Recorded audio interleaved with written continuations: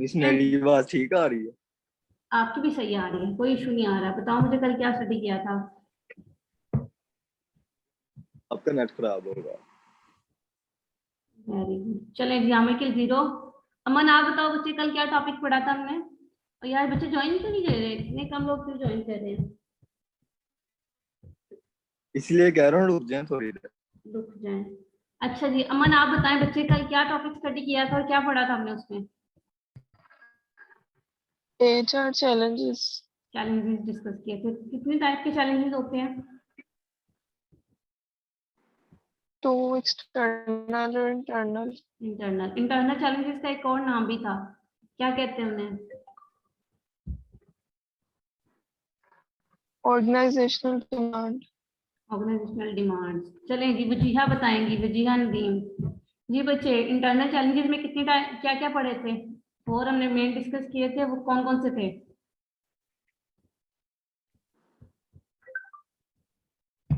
Wajiha Strategy, Nadeem, company. Yes yes. Yes, ma'am. जी बच्चे And strategy, company characteristics, organizational culture और employee concern.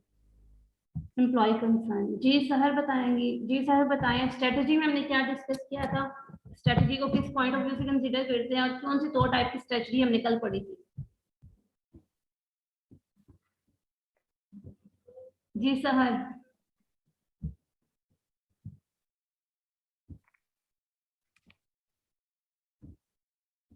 सहर का भी लगता है माइक खराब होने वाला है। बुरहान आप बताएं नहीं बच्चे। मिस से आवाज नहीं जाती।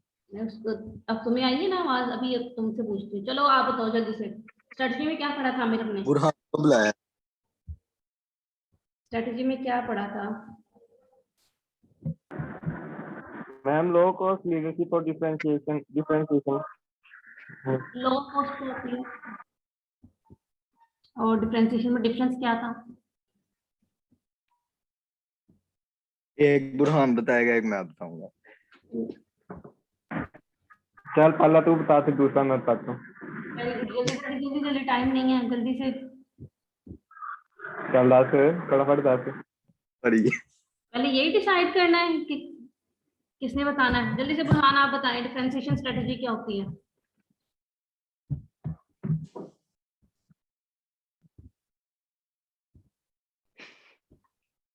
बुरहान का भी जीरो लगने वाला है। मरियम आप बच्चे बताओ, डिफरेंशिएशन स्ट्रेटजी में क्या डिस्कस किया था हमने।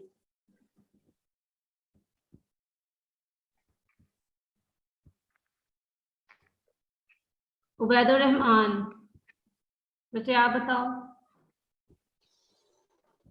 मैम ये इसमें होता है कि अपनी जो प्रोडक्ट है उसकी प्राइस बहुत ज़्यादा हाई कर देते हैं और उसमें क्वालिटीज़ पैदा करते हैं। मतलब कि उसमें बहुत सारी क्वालिटीज़ हैं और उसकी क्वालिटी की वजह से एक ब्रांड बन जाता है और उसकी कीमत ज़्यादा कर देते हैं, इसलिए इसको और दूसरी क्या और क्या दूसरे इस कम्पिटिटर्स वजह से लोग ज्यादा पे करने के लिए विलिंग भी होते हैं कि नहीं होते। बिल्कुल लोग होते हैं, लोग ये सोच रहे होते हैं कि इसमें ज़्यादा डिमांड है, मतलब ज़्यादा ब्रांड ज़्यादा अच्छी चीज़ है, इसलिए मेरे को तो कर रहे होते हैं। सही हो गया, यानी फीचर्स की बेस पे लोग पे नहीं मेरी क्लास का था, नहीं मेरी क्लास का था। वेरी गुड, पता लग गया। आपके तो जीरो लगने वाले ना, आप दोनों का, जो आप और आमिर का माइक खराब हुआ है ना। जैन बच्चे आपने आज क्लास ज्वाइन की है BSIT। जैन शायद अब BSIT के हैं। है बुरहान। जी मैम, आज क्लास ज्वाइन की है। फर्स्ट डे आपका। लास्ट लेक्चर जी की मैम। रिकॉर्डिंग देखी थी आपने कि नहीं देखी थी। नहीं मैम। चलिए आमिर बताने लगे लो कॉस्ट स्ट्रेटेजी। आमिर जल्दी से, अब तुम्हारी अगर आवाज ना है ना, ये तुम्हारा माइक खराब हुआ। मिस ये पता है मुझे। चलिए लो कॉस्ट बताएं जल्दी। इसके अंदर हम जो सा हमारा कम्पिटिटिव होता है उससे हमारी कॉस्ट कंपेटिटर से क्या करते हैं। कॉस्ट हम वो कम फिक्स करते हैं ना, ताकि हमारी प्रोडक्ट ज्यादा सेल हो। तो हमारी क्या प्रोडक्ट की क्वालिटीज या फीचर्स भी उससे कम होते हैं कि उसके अकॉर्डिंगली होते हैं, नहीं उसके नहीं, बराबर ही होते हैं। कम नहीं होते। सही हो गया, यानी फीचर्स उसके अकॉर्डिंगली होते हैं। चलें जी, हाँ। अनम बताएंगी। जी अनम। सही बताया आमिर ने, आज फर्स्ट टाइम बताया आमिर ने। अनम आप बच्चे बताएं, हमने एक्सटर्नल चैलेंजेस डिस्कस किए थे, कौन कौन से थे उसमें।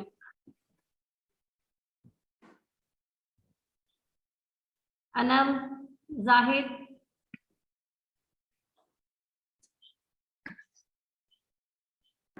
मैम ये बीबीए वाले ने लाइक इनको नहीं आता, लेकिन सीएस वाला सबने सुनाया। मेरा भाई मैंने भी बताया, तुमने भी।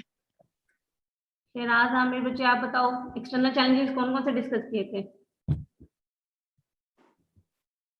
एक्सटर्नल चैलेंजेस हैं labour force trend, technology, globalisation और एथिक्स एंड सोशल रिस्पॉन्सिबिलिटीज। सही हो गया। अली रजा बताएंगे जी ग्लोबलाइजेशन में हमने क्या पढ़ा था? ये भी मेरी क्लास का था मैम। जी बच्चे, हाँ जी आपकी ही क्लास का था। अली रजा, बीबी वाला अब आप खुद देख ठीक लो, है। कोई भी कुछ नहीं बता आ रहा रही। है।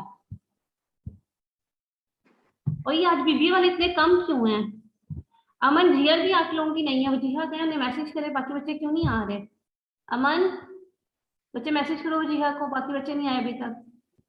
और हमें ये आपकी क्लास के बॉयज इतने कम क्यों ज्वाइन कर रहे हैं? अब आप बताएंगे ग्लोबलाइजेशन में जी। अफाक और वजीहा, बच्चे आपने इतनी लेट क्यों ज्वाइन किया? अभी ज्वाइन कर रहे हैं आप, क्लास कब की स्टार्ट हुई है? बाकी बच्चे भी नहीं आए आपकी क्लास के, दोबारा इन्फॉर्म करें उन्हें। नीचे अफाक जोन है ना, ये ज्वाइन करके ना मोबाइल साइड पे रख देता है, क्लास नहीं साइड लेता। पे रख देते हैं, अब उनका दिल ही नहीं करता पढ़ने को, है ना। चले जी, आयशा बताएंगी, आयशा बताएंगी ग्लोबलाइजेशन। कोई भी नहीं बता रहा मैम, ये बीबीए वालों में से तब का। अभी बीबी नहीं वाला तू खुद अभी ही तो दस ना, तेरी नहीं आ रही। जी जी हाँ, ले रहा हूँ ग्लोबलाइजेशन लेक्चर। में क्या पढ़ा था?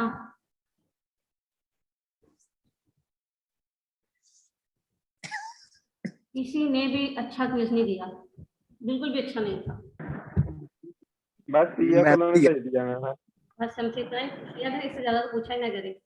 अच्छा बच्चे, आज के लेक्चर में हमने ऑर्गेनाइजेशन को बेसिकली डिस्कस करना है, ये हम पहले डिस्कस कर चुके हैं, तो तो मेरे आप कितने पार्टिसिपेट करोगे खुद। ये ऑर्गेनाइजेशन को हमने पहले फर्स्ट लेक्चर में डिस्कस किया था। आज बस थोड़ी सी इसकी डिटेल डिस्कस करेंगे, और हमारी एक दो चीजें रह गई थी। मैनेजमेंट को मैंने डिस्कस कर लिया था, लेकिन मैनेजेरियल स्किल्स रह गए थे, और मैनेजर्स का रोल क्या प्ले करते हैं, किस टाइप के रोल होते हैं, वो रह गए थे, उसको आज डिस्कस करेंगे। सबसे पहले बात करते हैं ऑर्गेनाइजेशन की। जी बच्चे, ऑर्गेनाइजेशन हमने फर्स्ट लेक्चर में डिस्कस किया था, क्या होती है? वजीहा बताएंगी, वजीहा जी ऑर्गेनाइजेशन क्या होती है? बीबीए वजीहा।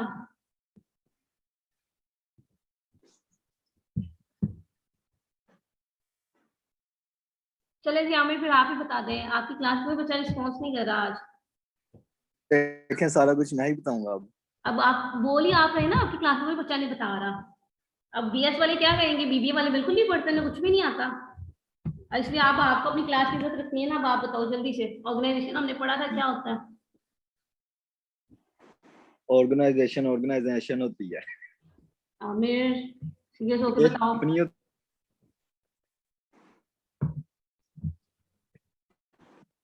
एक मिनट में मैं सारों को बुलाता हूँ। मैं सारा कुछ बताऊंगा। बुरहान आप बताएं बच्चे, अब आप मत कहिए मैं ही सारा कुछ बताऊं।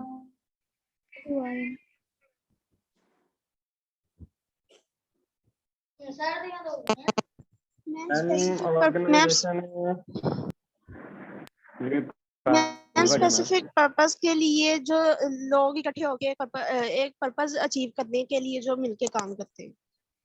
सही हो गया। अब हमने कहा कि पर्पस कोई भी हो सकता है उनका काम करने का। जब दो ऐसे नॉर्मली ये दो, हमने कहा दो लोग भी इकट्ठे होकर ऑर्गेनाइजेशन एस्टैब्लिश कर सकते हैं, और दो या दो से ज्यादा लोग भी हो सकते हैं जो कोई भी स्पेसिफिक पर्पस को अचीव करने के लिए इकट्ठे होते हैं और मिलकर काम कर रहे होते हैं। अब स्पेसिफिक, अब हमने पहली ही बात तो ये कि ऑर्गेनाइजेशन बनाते हैं क्यों, लोग इकट्ठे क्यों होते हैं? एक शख्स क्या अकेला काम परफॉर्म नहीं कर सकता, उसे लोगों को इकट्ठे करने की जरूरत ही क्यों पड़ती है? हमने कहा क्योंकि ऑर्गेनाइजेशन नॉर्मली इस वजह से एस्टैब्लिश की जाती है कि सिंगल इंडिविजुअल पर्पस को अचीव नहीं कर पाता, कि वो इसलिए उसे लोगों को इकट्ठे करने की, लोगों के साथ मिलकर काम करने की जरूरत पड़ती है। सपोज अगर आपके कॉलेज की बात करें, हमने कहा अगर सिंपल हम कहेंगे आपके प्रिंसिपल ही सारा काम तो नहीं कर लेते, उन्हें लोगों को इकट्ठे करने की, कॉलेज बनाने की क्यों जरूरत थी? क्यों टीचर्स हायर किए, मैनेजमेंट स्टाफ रखा? क्योंकि हमने कहा कि पर्पस उनका क्या था, एजुकेशन प्रोवाइड करना स्टूडेंट्स को। अब हमने कहा वो एक एज ए सिंगल पर्सन तो वो पर्पस अचीव नहीं कर पाते ना, वो क्या क्या काम करते हैं? हमने कहा वो प्लानिंग करते, वो मैनेजमेंट के काम वो देखते, बच्चों को पढ़ाते, क्या काम करते। इसीलिए हमने कहा कि ऐसे पर्पस जो एक इंडिविजुअल सिंगल इंडिविजुअल अचीव नहीं कर पाता, वो लोगों को इकट्ठा करता है, उनको कलेक्ट करता है ताकि जो स्पेसिफिक पर्पस है या गोल है उसे अटेन किया जा सके जो वो अकेला नहीं कर सकता। अब अगर हम कहेंगे क्या ऑर्गेनाइजेशन ऐसी बन सकती है, 3-4 लोग इकट्ठे हुए, जी आमिर इकट्ठा हुआ, उसने कहा चले जी बीएस वाले आ गए हमारे पास, बुरहान के साथ मिलके ना 2 और फ्रेंड ले आओ, हम एक ऑर्गेनाइजेशन बनाते हैं। तो हमने कहा बाय चांस लोग इकट्ठे नहीं होते, ऐसे बैठे बैठे आमिर के दिल में ख्याल आया चलो जी ऑर्गेनाइजेशन बना लेते, 2 लोग मिलके काम करेंगे। काम क्या करना है ये भी नहीं पता, बस ये ऑर्गेनाइजेशन है। तो ऑर्गेनाइजेशन जब नॉर्मली बनाते हैं वो बाय चांस नहीं बनाते, जो बैठे बैठे ख्याल आया ऑर्गेनाइजेशन बनाते हैं, नॉर्मली हमने कहा वो प्रॉपरली डिजाइन करते हैं, प्रॉपरली उसके बारे में सोचते हैं कि हमें काम क्या करना है, काम कैसे परफॉर्म करना है, हमारा पर्पस क्या होगा, मेन काम जो सबसे मेन जो एलिमेंट होता है किसी ऑर्गेनाइजेशन में, उसकी एग्जिस्टेंस का पर्पस क्या होगा, हम ऑर्गेनाइजेशन बना क्यों रहे हैं। तो नॉर्मली हमने कहा लोग इसके बारे में सोचते हैं और फिर ऑर्गेनाइजेशन स्टैब्लिश की जाती है। अब ऑर्गेनाइजेशन के हमने कहा ऑर्गेनाइजेशन ये तो हमने बता दिया कि जी ऑर्गेनाइजेशन इसलिए बनाई जाती है ताकि आप स्पेसिफिक पर्पस या ऑब्जेक्टिव को अचीव कर पाओ। अब स्पेसिफिक पर्पस या ऑब्जेक्टिव कुछ भी हो सकते हैं ऑर्गेनाइजेशन या बिजनेस के, नॉर्मली क्या होता है हमने कहा प्रॉफिट बनाना, मेन काम बिजनेस स्टार्ट करने का हमारा यही होता है ना, हमने प्रॉफिट अर्न करना है। तो ये किसी भी ऑर्गेनाइजेशन का ऑब्जेक्टिव हो सकता है। हमने कहा अपने कस्टमर्स को प्रॉफिट कैसे नॉर्मली कमाते हैं, हमने कहा या तो चीजें बेच रहे होंगे या सर्विसेज दे रहे होंगे। अब अपने जो कस्टमर्स हैं उनको या तो गुड प्रोवाइड करोगे या सर्विसेज देंगे, ये भी आपका पर्पस होता है, बेसिकली ऑब्जेक्टिव होता है, क्योंकि ये चीजें प्रोवाइड करोगे या सर्विसेज दोगे तो ही प्रॉफिट कमा पाएंगे ना। फिर क्या ऑर्गेनाइजेशन का ऑब्जेक्टिव हो सकता है, हमने कहा अपने एम्प्लॉयज की सैलरी देना, उनको इनकम भी देना। उनके लिए पैसे कहाँ से निकालोगे, हमने कहा जो हमारी कमाएंगे वहीं से पैसे निकालेंगे, और कमाएंगे कैसे, चीजें बेचेंगे तो ही कमाएंगे।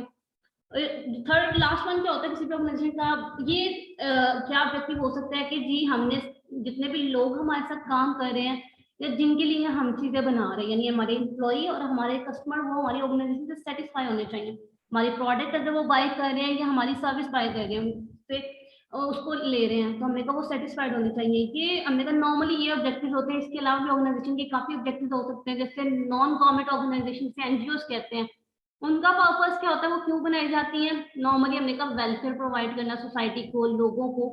तो ये डिपेंड करता है कि जो भी आप ऑर्गेनाइजेशन बना रहे हो उसका पर्पस क्या है, उसका ऑब्जेक्टिव क्या है, उस पर्पस या ऑब्जेक्टिव की बेस पे ही या उसको अचीव करने के लिए आप लोगों को कलेक्ट करते हो, लोगों को काम असाइन करते हो। ऑर्गेनाइजेशन बेसिकली सोशल एंटिटी होती है। सबसे पहली बात हमने कहा उनका कोई ना कोई गोल या पर्पस होगा, तो और फिर आप उन्हें उस गोल या पर्पस की बेस पे ही लोगों को इकट्ठे करते हो, अपनी ऑर्गेनाइजेशन को स्ट्रक्चर करते हो। स्ट्रक्चर में बेसिकली क्या ऑर्गेनाइजेशन का आ जाएगा जी, हम कौन सा शख्स क्या काम करेगा। जैसे हमने आपके कॉलेज की एग्जांपल की बात की, जो प्रिंसिपल अकेले तो सारे काम नहीं कर सकते थे, उन्होंने लोगों को हायर किया, स्ट्रक्चर किया लोगों को। किन किन लोगों को स्ट्रक्चर किया, हमने कहा उन्होंने मैनेजमेंट स्टाफ को इकट्ठा किया, उन्होंने टीचर्स हायर किए, उन्होंने जैनिटोरियल स्टाफ रखा, उन्होंने अकाउंट्स को डील करने के लिए स्टाफ रखा, स्टूडेंट के अफेयर्स या इश्यूज को डील करने के लिए स्टाफ रखा, और हर जो जितने भी लोग रखे सबको उनके काम भी असाइन कर दिए। ठीक है, तो हमने कहा ऑर्गेनाइजेशन में आप जब भी लोगों को इकट्ठा करते हो, आप उन्हें उनकी ड्यूटियां असाइन करते हो, उनके काम असाइन करते हो, और वो काम जो आप उन्हें दे रहे हो वो बेसिकली काम ऐसे होता है जो आपको आपके गोल या ऑब्जेक्टिव को अचीव करने में हेल्प आउट करेंगे। यानी कि जब ये सारे स्टाफ रखा तो पर्पस क्या था, जब मिलके काम करेंगे तो स्टूडेंट को क्वालिटी एजुकेशन प्रोवाइड करेंगे। तो बेसिकली उस ऑब्जेक्टिव को अचीव करने के लिए ही आप सारी प्लानिंग या काम कर रहे होते हो। अब नॉर्मली ऑर्गेनाइजेशन हमने कहा जब ये ऑब्जेक्टिव को अचीव करना होता है, ये हमारा जो मेन गोल है उसको अचीव करना होता है, तो उसके लिए क्या करते हैं, किन किन को कौन कौन से रिसोर्सेज हम इकट्ठे कर रहे होते हैं, किन किन रिसोर्सेज के साथ मिलकर काम कर रहे होते हैं। नॉर्मली हमने कहा 3 तरह के ऑर्गेनाइजेशन रिसोर्सेज इकट्ठे करती है।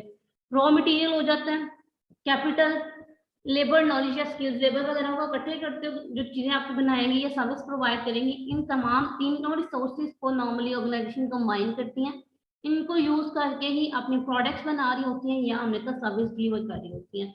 क्लियर हो गया यहाँ तक? किसी को कोई प्रॉब्लम ऑर्गेनाइजेशन की समझ ना आई हो? नहीं मिस, क्लियर है। क्लियर है। कल किसने बताना है ये? चलिए जी, कंपोनेंट्स की बात ठीक है मिस। कंपोनेंट्स की बात करते हैं। ऑर्गेनाइजेशन के कंपोनेंट्स क्या होते हैं? क्या हर अगर कुछ लोग इकट्ठे हुए हैं और वो काम कर रहे हैं, क्या हम ऐसे ऑर्गेनाइजेशन कह देंगे? या अगर सपोज हमने कहा कि आपके टीचर ने आपको असाइनमेंट दी, आपने स्टूडेंट्स का 4 स्टूडेंट का ग्रुप बना लीजिए, हम ये असाइनमेंट परफॉर्म करेंगे, क्या वो अब उसे भी हम ऑर्गेनाइजेशन कह देंगे? तो हमने कहा किसी भी ग्रुप लोगों के ग्रुप्स को ऑर्गेनाइजेशन कहने के लिए उसमें 4 फीचर्स होने चाहिए, 4 मेन कंपोनेंट्स हम इन्हें कहते हैं। सबसे पहला कंपोनेंट क्या होगा? टास्क, जिसे हम कहते हैं पर्पस या मिशन। कोई भी आप ऑर्गेनाइजेशन बना रहे होगे, उसको बनाने का कोई ना कोई पर्पस होगा, उसकी एग्जिस्टेंस का कोई ना कोई मकसद होगा। क्यों बना रहे हो ऑर्गेनाइजेशन? आपके कॉलेज अगर बना था तो क्या पर्पस था? आपको ऑर्गेनाइजेशन प्रोवाइड करना। तो ये बेसिकली इसका क्या है? ये इसका टास्क है, ये इसका पर्पस था। जी बच्चे, अभी आप कह रहे थे कि वो बैठे बैठे भी बन जाती है ऑर्गेनाइजेशन के, बैठे बैठे डिसाइड कर लीजिए कि ऑर्गेनाइजेशन बना लेते हैं, टास्क पता ही नहीं होता। मुझे समझ नहीं आया आपके क्वेश्चन की, आप क्या कहना चाह रहे हो? मैम अभी आप कह रहे हैं कि चार कंपोनेंट इंपॉर्टेंट होते हैं टास्क, सबसे पहला आपने टास्क बताया, सही है? जी जी, तो पहले भी आप कह रही थी क्या नाम है कि बात साथ बैठे बैठे भी ऑर्गेनाइजेशन बंदा डिसाइड कर लेता बनाने के लिए, टास्क पता ही नहीं होता कि करना क्या है। मैं क्या कह रही थी कि अगर मैंने ये कहा था कि अगर आप लोग बैठे बैठे मैं कुछ बता- डिसाइड कर लो, मिस- आमिर और मैंने कहा बुरहान ये डिसाइड करते 4 लोग और बनाएंगे जी, हम चले काम करेंगे, काम का पता ही नहीं है, तो उसको हम ऑर्गेनाइजेशन का नाम ही देंगे। मैंने आपको ये कहा था कि अगर ये 4 लोग आएंगे, रैंडम ग्रुप था इनका, इन्होंने कहा चलो बाय चांस हम इकट्ठे हुए हैं, चलो जी चारों एक ऑर्गेनाइजेशन बना देते हैं, क्या काम करेंगे जी? हमें काम को भी पता ही नहीं है, हमने करना क्या, हमारा पर्पस क्या है। हमने कहा इसी ऑर्गेनाइजेशन का नाम ही देंगे। मैंने बच्चे एक्चुअली में ये बोला था कि लोगों के हर ग्रुप को आप ऑर्गेनाइजेशन नहीं कह दोगे, उसके लिए इसमें 4 फीचर्स होने चाहिए ना, बेसिकली 4 कंपोनेंट्स होने चाहिए, तभी से ऑर्गेनाइजेशन कहेंगे। क्लियर हो गया? Yes ma'am. टास्क हमने डिसाइड कर लिया, पर्पस डिसाइड कर लिया कि हमारा ऑर्गेनाइजेशन बनाने का क्या पर्पस था। जैसे अभी कॉलेज की ही मैं एग्जांपल लेके चल रहे थे, मेन पर्पस क्या था? आपको एजुकेशन प्रोवाइड करना, तो हमने कहा ये इनका टास्क है, ये इन्होंने डिसाइड कर लिया। नेक्स्ट काम क्या होगा? पीपल, लोगों को हायर करना। अब ऑर्गेनाइजेशन, जैसे भी हमने कहा, सिंगल पर्सन तो सारे काम परफॉर्म नहीं कर पाता ना, ऑर्गेनाइजेशन बनाते ही इसीलिए है कि एक सिंगल इंडिविजुअल जो उसका ऑब्जेक्टिव है, उसका गोल है, उसे अटेन नहीं कर सकता। जी बुरहान,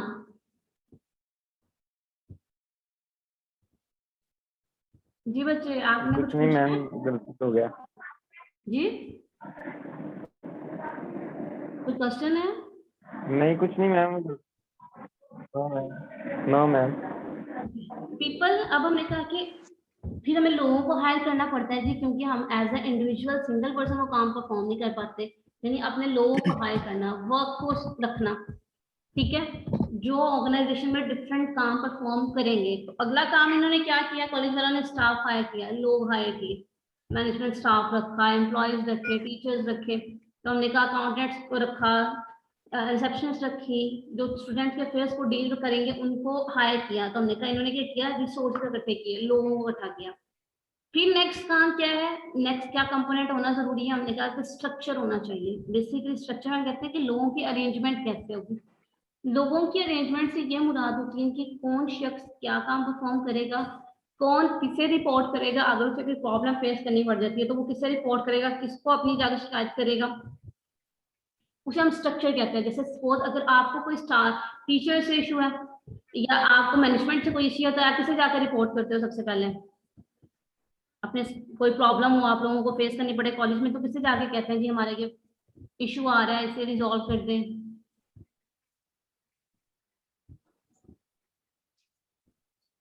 किसी को शिकायत नहीं लगाते, कोई काम नहीं कि किसी को भी नहीं बताना जी ये प्रॉब्लम तो आने दो। नहीं मैम बताते हैं उनको, किन्हें बताते हैं? मैनेजर होगा उससे शेयर करें, किन्हें जाके कहते हैं कि जी हमारा ये मैनेजर होगा। मैम निगत को? मैम जो टीम मैनेजर होगा उसी से शेयर करेंगे ना पहले तो। हम आपके कॉलेज की बात करें ना, कॉलेज की एग्जांपल ले रहे हैं। आपके कॉलेज में आपको अपने टीचर से कोई प्रॉब्लम आ रहा है या कोई भी इशू हो रहा है, क्लास में पहले लड़ाई हो मैनेजर गई से जी, शेयर करेंगे। मैम निगत के पास जाओगे। मैम निगत अगर वो मैटर खुद रिजॉल्व कर लेंगे तो ठीक है, वरना वो किसके पास जाएंगे? अन्य का हो सकता है वो सर रिजवान के पास सर चले जाए, रिजवान के पास। और सर रिजवान को कोई इशू होगा तो वो किसके पास जाएंगे? मतलब नहीं मैटर सॉल्व हो रहा तो वो हमने कहा आपके चेयरमैन के पास चले जाएंगे। बेसिकली बना हुआ है ना, हायरार्की बनी हुई है कि कौन किस इशू को डील करेगा, और अगर उससे नहीं सॉल्व हो रहा तो नेक्स्ट किसको रिपोर्ट करेगा, किसको जाके बताएगा। तो ये बेसिकली स्ट्रक्चर ही होगा। सेम ऐसे ही ऑर्गेनाइजेशन में होता है। हमने कहा वहाँ पे आपके टीम मैनेजर्स आ जाते हैं, टीम मैनेजर से अगर सॉल्व नहीं होगा तो आपका हेड मैनेजर आ जाएगा। आपके ऑपरेशन हेड का जो मैनेजर उसके पास नहीं होगा तो आप मैनेजर्स के पास चले जाओगे, तो ये इसी तरह ये मैटर रिजॉल्व होंगे कि कौन टॉप पे बैठा है, कौन उससे नीचे बैठा है, प्रायोरिटीज क्या लोगों का, जैसे रैंक कहते हैं ना, रैंकिंग कौन सी है, किसका क्या ग्रेड है, उसके अकॉर्डिंगली ये स्ट्रक्चर बेसिकली ऑर्गेनाइजेशन में ऐसे काम कर रहे होते हैं। अच्छा, फिर हमारे पास नेक्स्ट प्रोसेस आ जाता है टेक्नोलॉजी। टेक्नोलॉजी क्या है? बेसिकली हम कहते हैं कि इसके थ्रू हम अपने इनपुट का आउटपुट में ट्रांसफर करते हैं। जैसे आपके कॉलेज वालों की क्या टेक्नोलॉजी है, जो टीचर्स हायर किए हैं, लेक्चर कंडक्ट होंगे, लेक्चर के थ्रू ही स्टूडेंट को डिलीवर किया जाएगा। सभी हम आपकी ऑनलाइन क्लासेस हो रही है तो हमने कहा ऑनलाइन क्लासेस के थ्रू ही आपको हम नॉलेज डिलीवर कर रहे होंगे।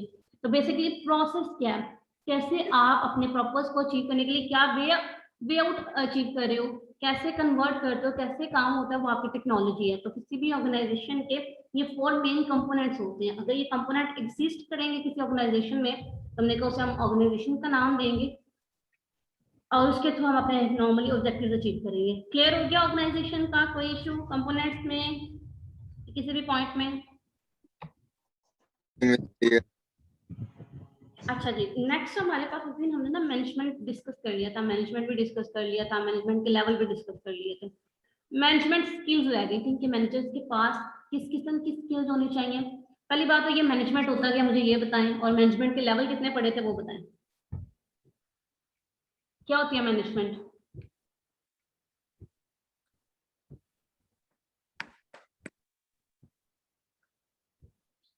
जी बच्चे, मैनेजमेंट क्या होती है?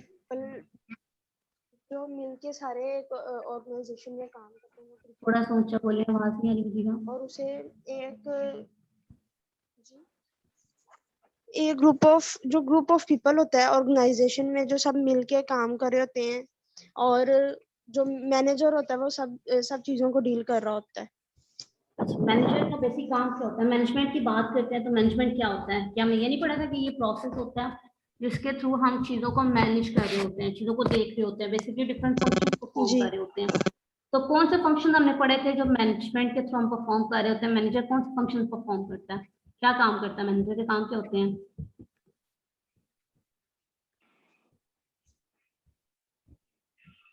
मैम वही मैं प्लानिंग कंट्रोलिंग वगैरह। बस स्टेप बाय स्टेप बताएं ना। पहले प्लानिंग होता है, उसके बाद क्या काम करते हैं? नेक्स्ट वन कंट्रोलिंग सबसे लास्ट फंक्शन है। उसके बाद कंट्रोलिंग होता है। कंट्रोलिंग सबसे लास्ट फंक्शन है। हर काम स्टेप बाय स्टेप होता है। जब तक काम परफॉर्म नहीं करोगे कंट्रोल कैसे करोगे? अगर पहले कंट्रोलिंग कैसे होगी? एक सबसे पहला काम क्या करते हो आप? प्लानिंग करते हो, प्लान बनाते हो, प्लान के बाद क्या करते हो? ऑर्गेनाइज करते हो, फिर लीडिंग करते हैं, ऑर्गेनाइज, और फिर कंट्रोलिंग सबसे लास्ट फंक्शन होता है। तो ये सारे काम कौन परफॉर्म कर रहा होता है? मैनेजर परफॉर्म कर रहा होता है जी। वो ऑर्गेनाइजेशन के डिफरेंट रिसोर्सेज हमें पड़े हुए हैं ना, कितने टाइप्स के रिसोर्सेज होते हैं ऑर्गेनाइजेशन में, किस किस्म के हो सकते हैं? चलो ये बताएं, कौन कौन से रिसोर्सेज होते हैं किसी ऑर्गेनाइजेशन के पास? बुरहान भाई, ये एक दूसरे को पूछें, कौन बताएगा? जी बच्चे, उसी रिसोर्सेज पढ़े थे ना, ह्यूमन रिसोर्स मैनेजमेंट की जब डेफिनेशन पढ़ी थी तो हमने कहा ऑर्गेनाइजेशन के पास डिफरेंट तरह के रिसोर्स हो सकते हैं। कौन कौन से हो सकते हैं? जी जी हाँ, मिस आवाज कटने लग गई। आवाज अब नहीं आएगी, बिल्कुल भी नहीं आएगी अब तो आवाज। नहीं अब आई है, अब आई है। अब भाई चलो जी, अब बताएं रिसोर्सेज कौन कौन से होते हैं जो हमने पढ़े थे, क्या क्या रिसोर्स होते हैं किसी ऑर्गेनाइजेशन के पास? पहला लेक्चर मैंने नहीं था लिया। मैम एक टेक्नोलॉजी होता है उसमें। अच्छा, और कौन कौन से होते हैं? सिर्फ टेक्नोलॉजी रिसोर्स है बिजनेस के पास? नहीं, मनी भी हो गया, जिसको हम फाइनेंशियल रिसोर्स नॉर्मली कह देते हैं। नेक्स्ट वन और क्या होता है? जी, रिसोर्स भी होगा फिर। ह्यूमन रिसोर्स भी होता है, फाइनेंशियल रिसोर्स हो गया, ह्यूमन रिसोर्स हो गया, टेक्नोलॉजी हो गई, इंफॉर्मेशन भी रिसोर्स होती है। तो हमने कहा मैनेजमेंट में बेसिकली क्या करते हो आप? इन तमाम रिसोर्सेज को इकट्ठे करते हो, कोलैबोरेट करते हो और अपना पर्पस अचीव करने की कोशिश करते हो। सिंपल मैनेजमेंट ये है। हमने कहा जो ये सारा काम परफॉर्म कर रहा है, यानी हमने कहा मैनेजमेंट करने के लिए हमने कहा था कि मैनेजर को इफेक्टिव भी होना चाहिए और एफिशिएंट भी होना चाहिए। कैसे इफेक्टिव या एफिशिएंट बनेगा? हमने कहा वो मैनेजमेंट के डिफरेंट जो फंक्शंस है उनको प्रॉपर्ली परफॉर्म कर ले तो मैनेजर इफेक्टिव भी होगा और एफिशिएंट भी होगा। क्या क्या फंक्शंस पढ़े थे हमने? कहा प्लानिंग कर ले प्रॉपर्ली, ऑर्गेनाइज कर ले, लीड कर ले और कंट्रोल कर ले तो उसके एक तो उसका ऑब्जेक्टिव अचीव हो जाएगा, दूसरा ये कि वो अपने रिसोर्सेज को प्रॉपर्ली मैनेज भी कर सकेगा। फिर हमने उसके बाद मैनेजमेंट के 3 लेवल पढ़े थे। कौन से लेवल थे? मैनेजमेंट के हमने 3 लेवल डिस्कस किए थे। कौन कौन से लेवल थे मैनेजमेंट के जो 3 पढ़े थे हमने?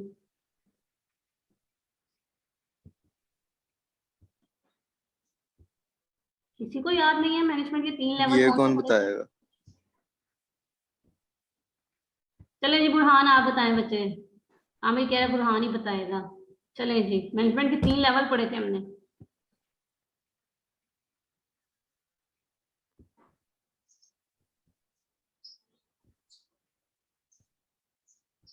बुरहान का भी लगता है माइक खराब हो गया। चले मुझे अब बच्चे इसने आप मिस ट्राई जान के करो। नहीं माइक अनम्यूट।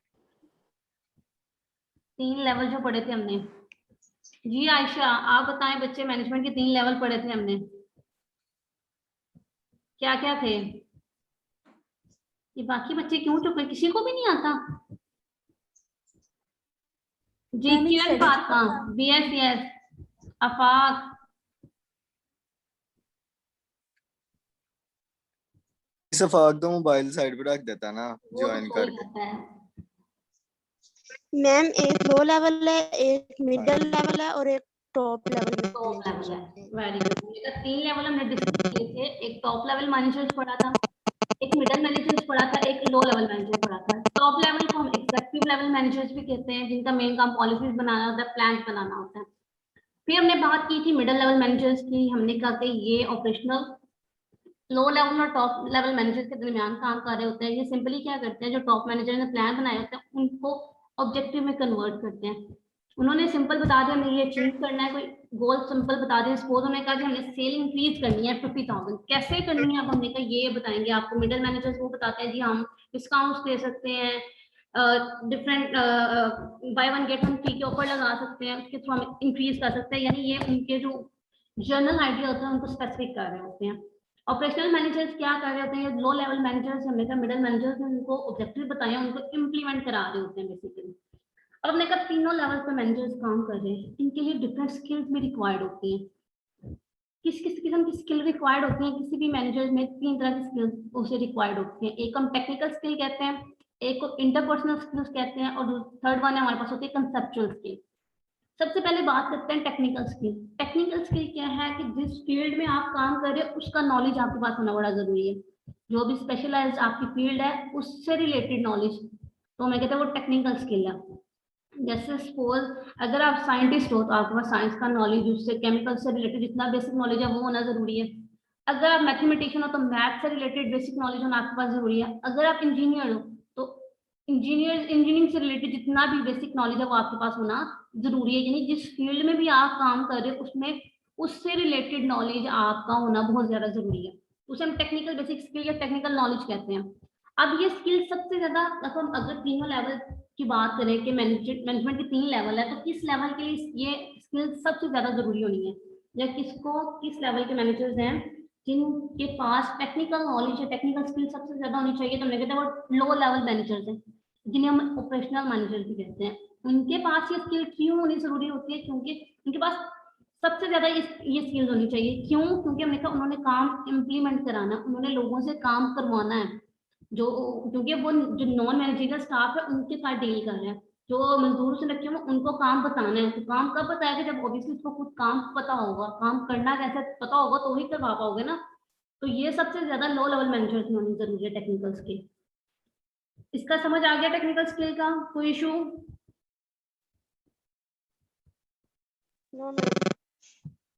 नेक्स्ट वन है हमारे पास इंटरपर्सनल या ह्यूमन स्किल। इंटरपर्सनल या ह्यूमन स्किल बेसिकली क्या है कि लोगों की एबिलिटी होती है कि आपने दूसरे लोगों से काम कैसे कराना है, चाहे वो एज ए इंडिविजुअल काम कराना है या एज ए टीम में अगर उन्हें काम कराना है। तो आप उन्हें कैसे मोटिवेट करोगे, कैसे उन्हें असाइन करोगे, उनके बिहेवियर को कैसे डील करोगे, उन्हें कैसे अंडरस्टैंड करोगे, वो लोग जिनसे आप काम करा रहे हैं उनको उनकी फीलिंग्स कैसे अंडरस्टैंड करना है। तो ये सारी एबिलिटीज अगर किसी पर्सन में होंगे तो हम कहते हैं उनके पास इंटरपर्सनल स्किल्स है, ये ह्यूमन स्किल्स है। कुछ लोगों का ये स्टेमिना होता है, वो कहते हैं जी हम अकेले तो काम कर सकते हैं, हम टीम में काम नहीं कर सकते, हमें लोगों के साथ मिलकर काम करना पसंद नहीं है, हम अकेले काम कर सकते हैं। कुछ लोग कहते हैं जी मुझे अकेले काम करना पसंद नहीं है, कि हमें टीम के साथ काम करना, लोगों में मिलके काम करना पसंद है, ग्रुप्स में काम करना पसंद है। तो बेसिकली मैनेजर ने दोनों तरह के लोगों के साथ डील करना होता है, जो एज ए इंडिविजुअल बेसिस पे काम करना चाह रहे हैं, जो ग्रुप में काम करना चाह रहे हैं, उनको डील कैसे करना है। ये अगर जो इंडिविजुअल बेसिस पे काम करना चाह रहा है, करता है नॉर्मली, उसको अगर किसी ग्रुप में काम करना पड़ जाए, टीम के साथ काम करना पड़ जाए, तो उसको डील करना सबसे ज्यादा मुश्किल होगा। हमने अपने मैनेजर में ये एबिलिटी होनी चाहिए, क्योंकि उसने तो गोल अचीव करना है ना, ऑब्जेक्टिव अचीव करना है। और ऑब्जेक्टिव कैसा अचीव होगा, हमने तो ग्रुप। मैम मुझे स्लाइड शो नहीं हो रही। स्लाइड शो नहीं हो रही? No ma'am. हमें तो हो रही है मैम। हो रही है बच्चे, सबको नहीं हो रही कि सिर्फ एक दो को प्रॉब्लम आ रहा है, हो रही है, बाकी को नहीं हो रही? इनका सब हो रही है मिस। ओके। अब हमने कहा कि अगर उन लोगों को जो एज इंडिविजुअल बेसिस पे काम करने का तो एक्सपर्ट है, ग्रुप में काम नहीं कर सकते, अगर उन्हें ग्रुप में काम करना पड़ जाए तो मैनेजर उनकी प्रॉब्लम्स को भी डील कर सके, उनके साथ कम्युनिकेट कर सके जी उन्हें क्या प्रॉब्लम फेस करना पड़ रही है टीम में। तो हमने कहा किसी भी मैनेजर में ये एबिलिटी होना जरूरी है। अब किस लेवल के मैनेजर में ये एबिलिटी होनी चाहिए? हमने कहा जो तीनों लेवल्स हैं, चाहे वो एग्जीक्यूटिव लेवल है, चाहे मिडिल मैनेजर्स है, चाहे ऑपरेशनल मैनेजर्स हैं, तीनों में ही ये स्किल होनी चाहिए, क्योंकि तीनों ने ही लोगों के साथ काम करना होता है, लोगों के साथ डील करना होता है। टॉप मैनेजर पे जो बैठे हुए हैं उन्होंने मिडिल मैनेजर के साथ डील करना है, वो भी उनके पॉइंट ऑफ व्यू को भी अंडरस्टैंड करना है। मिडिल मैनेजर ने ऑपरेशनल मैनेजर पे लेवल पे जो लोग बैठे हुए हैं, मैनेजर्स बैठे हुए हैं, उनके पॉइंट ऑफ व्यू को देखना है। ऑपरेशनल मैनेजर से नॉन मैनेजर एम्प्लॉयज के साथ काम करना है। तो हमने कहा कि सबने आपस में ही काम करना है, लोगों के साथ ही डील करना है, तो सबने तीनों लेवल पे ये स्किल लाजमी होनी चाहिए। क्लियर हो गया? जी मिस। फिर आता है conceptual skill. Conceptual skill basically ability होती है किसी भी पर्सन की कि वो कॉम्प्लेक्स सिचुएशन को कितना बेटर, कितने इफेक्टिव वे में डील कर सकता है, उसे हैंडल कर सकता है। अगर कोई उसे डिफिकल्ट सिचुएशन फेस करनी पड़ जाए तो वो उस सिचुएशन से कैसे निकलेगा। हमने कहा ये किसी भी पर्सन की कंसेप्चुअल स्किल होती है। नॉर्मली इसमें हम कहते हैं कि आपने ब्रॉड पिक्चर देखनी होती है, आपने नैरो माइंडेड नहीं रहना होता।